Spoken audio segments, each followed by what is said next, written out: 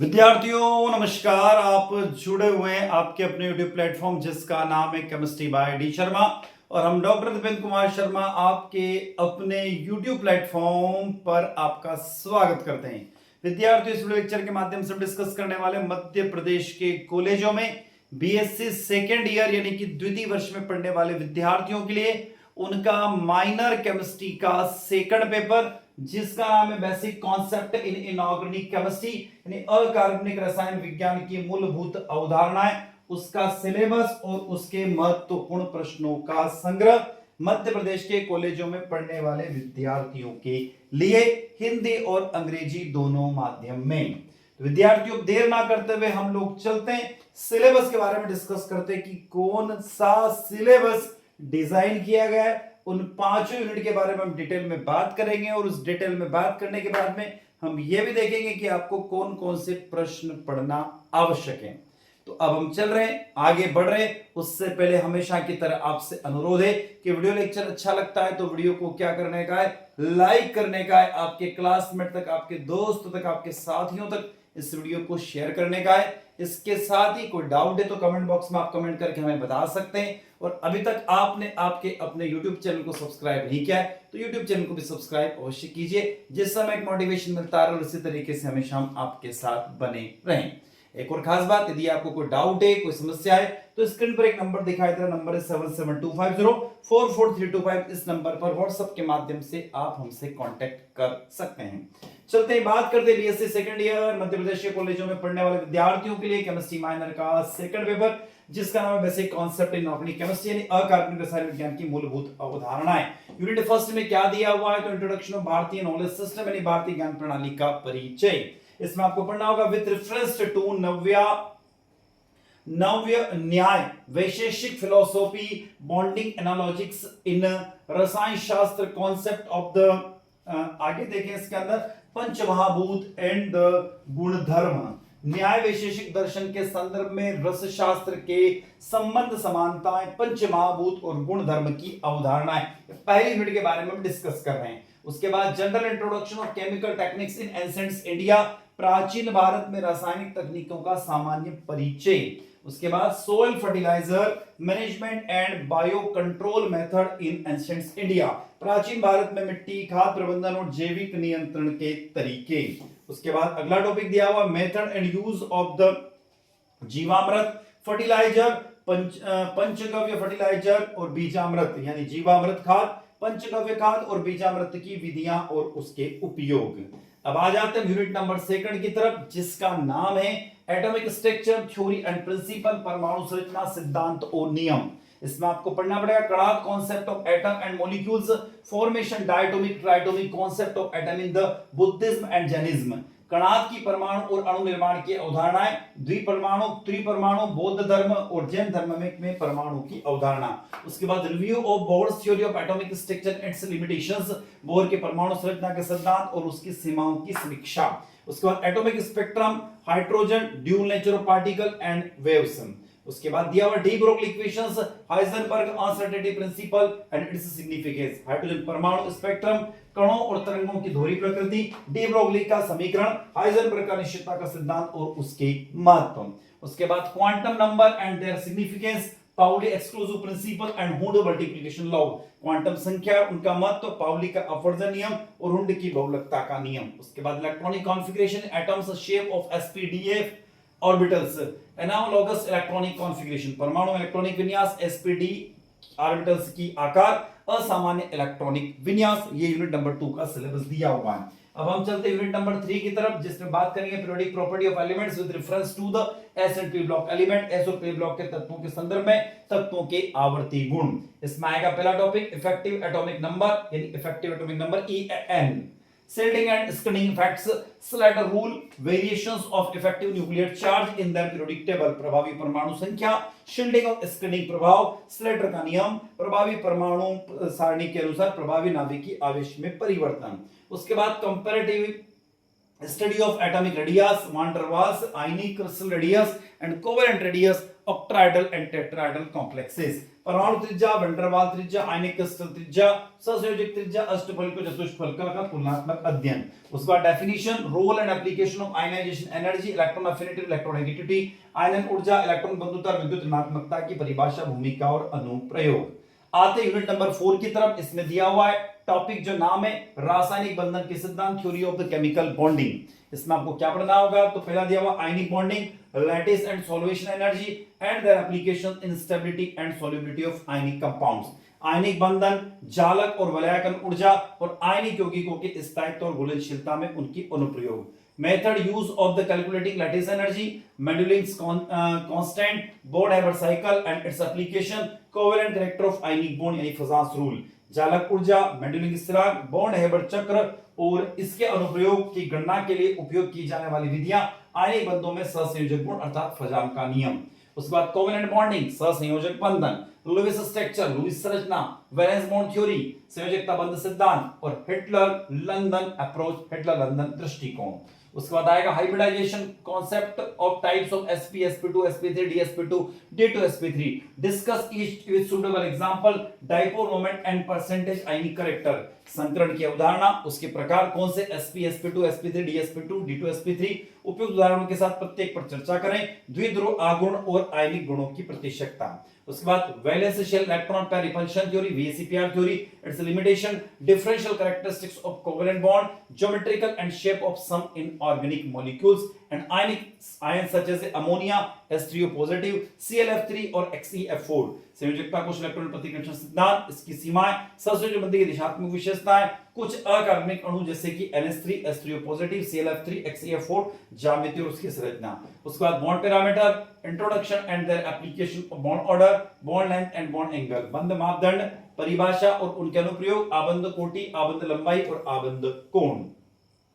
आ जाते हैं unit number 5 की तरफ, जिसमें molecular orbital concept of bonding की बात करेंगे, आणविक कक्षीय बंधन की अवधारणा, linear combination of atomic orbital LCAO के बारे में पढ़ेंगे, उसका एलिमेंट्री अप्रोच के बारे में पढ़ेंगे और the approximations of the theory, परमाणु कक्षों का रेखीय संयोजन, प्राथमिक चरित्रात्मक दृष्टिकोण पढ़ेंगे, rule of the LCAO method, bonding and anti bonding molecular orbitals, characteristics of 4 SS SP and PP combinations of atomic orbital, non-bonding combination of orbitals, LCAO विधि द्वारा बंधी और प्रतिबंधी मॉलिक्यूलर ऑर्बिटल के नियम, परमाणु ऑर्बिटल्स के लिए SS, SP और PP संयोजनों के लिए विशेषताएं, कक्षकों का नॉन बॉन्डिंग संयोजन। उसके बाद molecular orbital diagram of homonuclear diatomic molecules Li2 B2 N2 O2 F2 and their ions, सम द्विपरमाणुक अणु के मॉलिक्यूलर ऑर्बिटल डायग्राम जैसे Li2 B2 N2 O2 और F2 के आयन।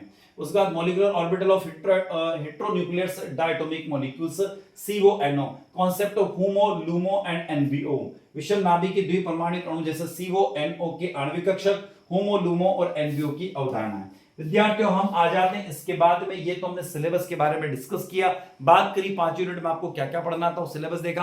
अब हम चलते इन 5 यूनिट में आपको कौन कौन से प्रश्नों को तैयार करना होंगे, कौन कौन से प्रश्न आपको याद करना होंगे, उनके बारे में हम इस वीडियो में अब डिस्कस करने वाले हैं। उससे पहले एक और बात मैं आपको बता दूं कि यदि आप इन 5 यूनिट के नोट्स परचेस करना चाहते हैं तो मात्र 51 रुपए में, 51 रुपीज में आपका अपना मोबाइल एप्लीकेशन जिसका नाम है स्पीड लर्न, प्ले स्टोर से डाउनलोड कीजिएगा, उसकी लिंक हम डिस्क्रिप्शन बॉक्स में भी दे रहे हैं, तो डाउनलोड कीजिएगा और वो जो डाउनलोड आप करेंगे उस पर जाकर मात्र 51 रुपए पे करके आप नोट्स परचेस कर सकते हैं। बीएससी द्वितीय वर्ष माइनर का सेकंड पेपर और माइनर के पहले पेपर दोनों के नोट्स, अलग अलग नोट्स मिलेंगे आपको। 51 रुपए का पहला पेपर, 51 रुपए का दूसरा पेपर, मात्र 51 रुपए में। चलो पहले यूनिट की बात करते हैं, इंट्रोडक्शन टू भारतीय नॉलेज सिस्टम, भारतीय ज्ञान प्रणाली का परिचय। कौन कौन से प्रश्न पढ़ना होंगे? तो पहला प्रश्न है, न्याय और वैशेषिक दर्शन के अनुसार पदार्थ की अवधारणा को स्पष्ट कीजिए। Explain the concept of the, यदि हम देखें तो यहां पर पदार्थ अकॉर्डिंग टू न्याय एंड वैशेषिक फिलोसॉफी। दूसरा प्रश्न है, न्याय और वैशेषिक दर्शनों के परमाणुवाद की तुलना कीजिएगा। तीसरा प्रश्न है, न्याय और वैशेषिक दर्शनों के परमाणुवाद आधुनिक रासायनिक विज्ञान के सिद्धांतों से किस प्रकार समान है, विस्तार से विवेचना कीजिएगा। अगला, रस शास्त्र में धातुओं और खनिजों के बीच बंधन और रासायनिक क्रियाओं को समझाने के लिए किन दार्शनिकों का व्यवहारिक उपमाओं का उपयोग किया जाता है? उदाहरण से उत्तर दीजिएगा। अगला है पंचमहाभूत जैसे आकाश, वायु, अग्नि, जल, पृथ्वी और उनके विशेष गुण धर्म की वैज्ञानिक अवधारणा को समझाइएगा। अगला प्रश्न है पंचमहाभूत जैसे आकाश, वायु, अग्नि, जल, पृथ्वी के सिद्धांत प्राचीन भारतीय आयुर्वेदिक और रसायन शास्त्र का आधार कैसे बनता है? अगला प्रश्न है प्राचीन भारत में उपयोग की जाने वाले प्रमुख रासायनिक तकनीक जैसे डिस्टिलेशन, सब्लिमेशन और मेटलर्जी का सविस्तार वर्णन कीजिएगा। रसायनों तथा रस समुच्चय जैसे ग्रंथों के संदर्भ में इसका उत्तर तैयार कीजिएगा। अगला है प्राचीन भारतीय मेटलर्जी और केमिस्ट्री अपने समय में काफी आगे रही है। इस कथन की पुष्टि दिल्ली के लोह स्तंभ यानी आयरन पिलर और प्राचीन काल में वुड्स स्टील के निर्माण की टेक्निक्स के बेसिस पर इस आंसर को तैयार कीजिएगा। अगला प्रश्न है प्राचीन भारतीय कृषि ग्रंथों जैसे बारहमेल की वृहत संहिता और सूरपाल का वृक्ष आयुर्वेदिक के आधार पर मिट्टी के वर्गीकरण, उसकी उर्वरकता बढ़ाने के तरीके और खाद्य प्रबंधन की प्रणालियों का एक विस्तृत निबंध लिखिएगा। अगला प्रश्न आता है प्राचीन भारत में फसलों को कीटों और रोगों से बचाने के लिए किन किन जैविक नियंत्रणों यानी बायो कंट्रोल्स विधियों का उपयोग किया जाता था? नीम, राख और विभिन्न वनस्पतियों के उपयोग के वैज्ञानिक महत्व को स्पष्ट कीजिएगा।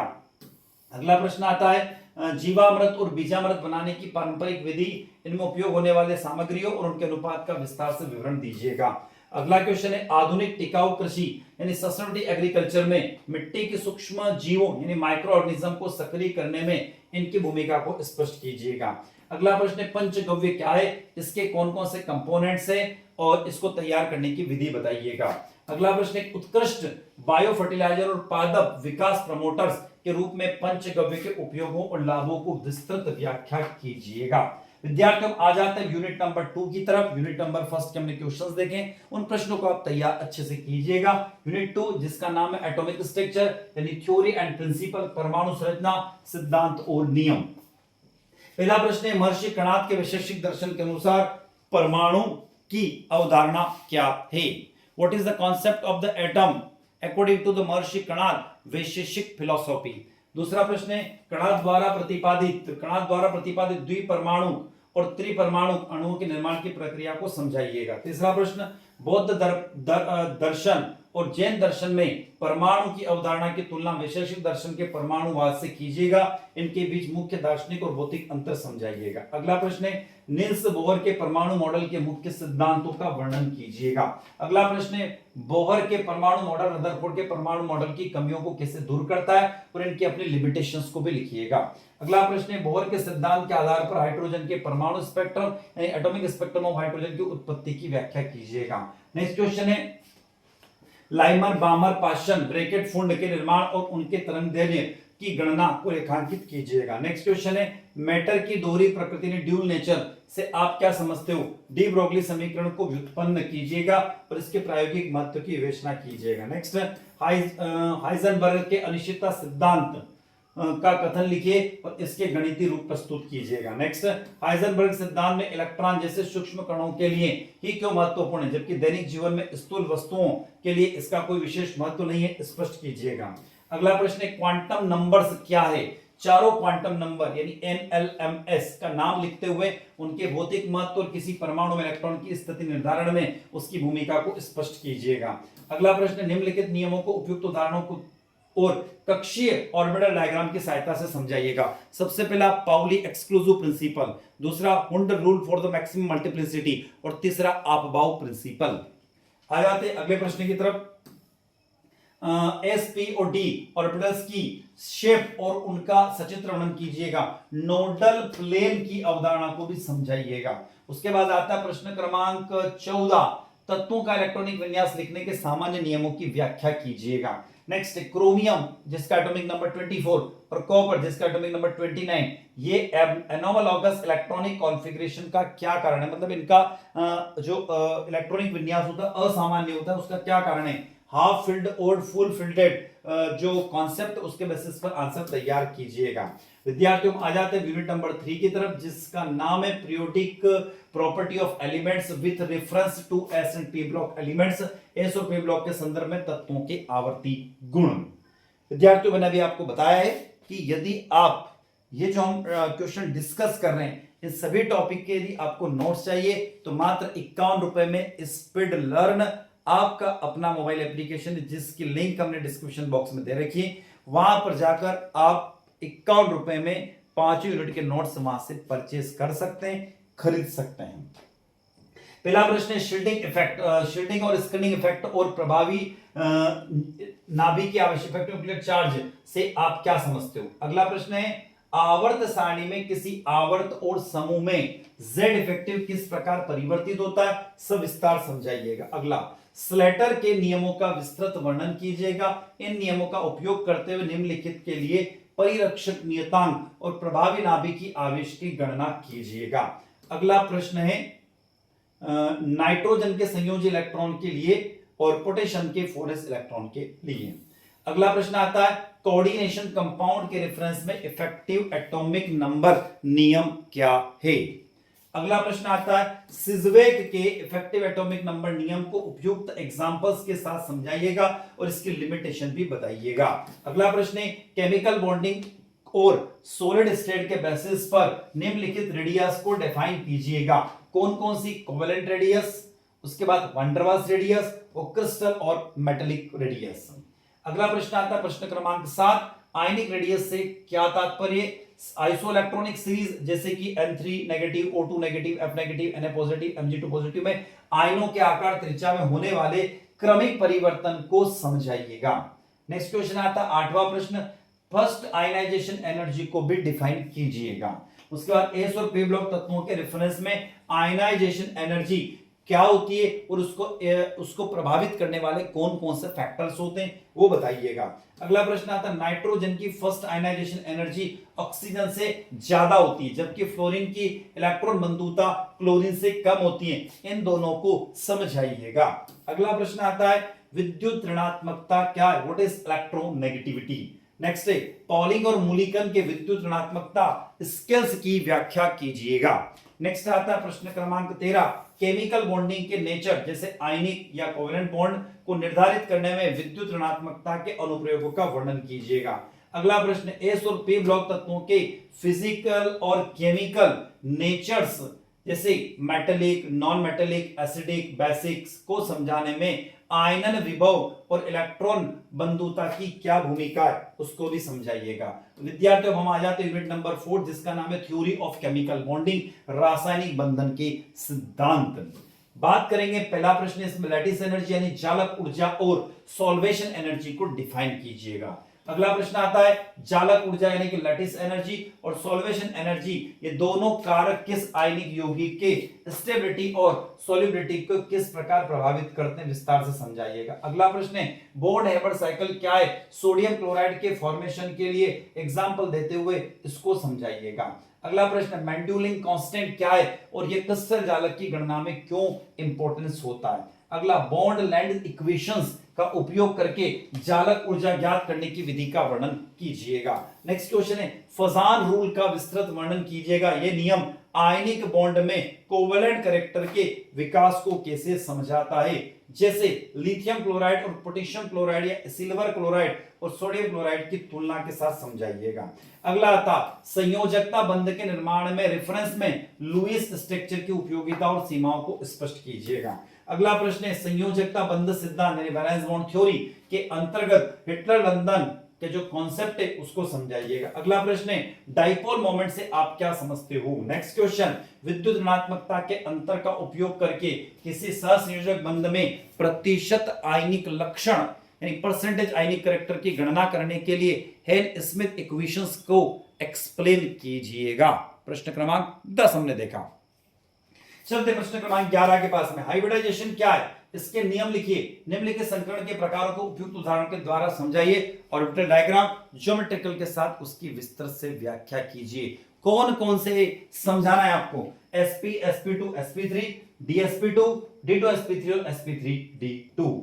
अगला प्रश्न है संयोजी कोश इलेक्ट्रॉन युग्म प्रतिकर्षण सिद्धांत जिसको valence shell electron pair repulsion theory कहते हैं, उसके पोस्टुलेट्स यानी उसके सिद्धांत क्या क्या है उसका वर्णन करना है और इसके बेसिस पर जो संकरण के जो नियम होते हैं और संकरण की जो ज्योमेट्री होती है और वीएसईपीआर की ज्योमेट्री होती है उसमें क्या डिफरेंस है वो भी आपको बताना होगा।